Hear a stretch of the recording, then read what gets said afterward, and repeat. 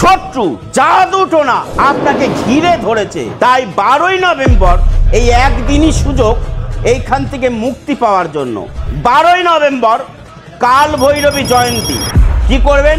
সেই দিনকে রাত্রিবেলা দক্ষিণ দিকে মুখ করে বসে একটি কালো কাপড় বিছিয়ে নেবেন, তার মধ্যে 8টা লাল ফুল দেবেন, 7টা লবঙ্গ দেবেন, 1 মুঠ কালো তিল দেবেন, একটা পেরেক রাখবেন।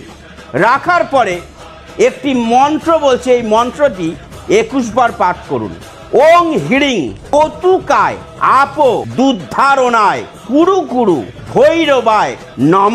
এই মন্ত্র 21 বার পাঠ করার পরে সেই জিনিসটাকে বেঁধে আপনি জলে বিসর্জন দিয়ে দিন।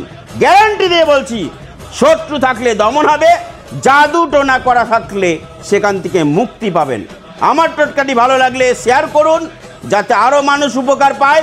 আর ভিডিও আসার জন্য অপেক্ষা করুন। জয় মা তারা।